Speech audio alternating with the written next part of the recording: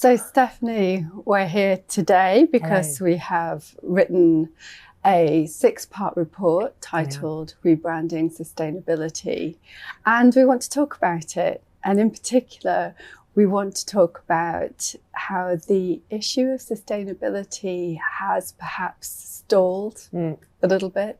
It's got stuck. And that's one of the reasons why we've written the report.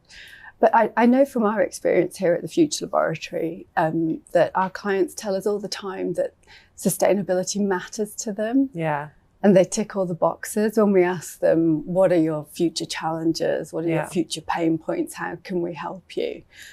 But at the same time, they still don't know what to do about it anymore. So, I mean, just to get started, I mean, how do you, why do you think that issue of sustainability has stalled right now? Always a big question to start with. I think, well, I completely agree. As you know, we started this conversation because we both felt that there was a lack of motivation around the lexicon in the first instance, the language around sustainability, but then that led to all sorts of other things being quite tired around the subject. And it just isn't as motivating as it once was. And the promise of it isn't there anymore. I think to answer your question about why it's not there, I think because you could go back 10, 15, 20, you could go back 50 years. And there has always been a place for it, I suppose. There's always been a kind of a role for it. I think in its sort of most recent, most powerful iteration, that was around carbon footprint and around environmental concerns. But that quite naturally, I think, fatigued. And now it's beyond fatigued.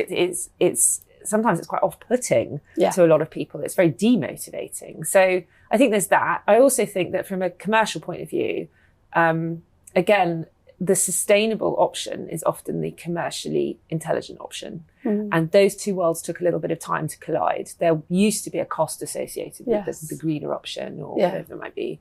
There used to be all sorts of sort of trade-offs associated with it. But I think the kind of commercial promise of it is there once again. So I think there is commercial pressure to be more sustainable, but not necessarily by that name.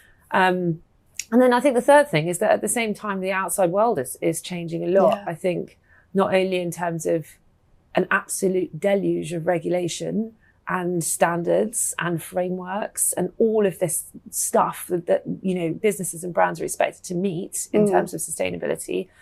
But also kind of, again, the developments are incredible, how to be sustainable, how to make efficiencies in a world where our supply chain is what it is, or technology is what it is, or, there's huge opportunity again. So I think it's been, that's a long answer, but I think it's an extraordinary sort of journey to track. And you and I have been on sort of in and on the edge of this industry for a long time.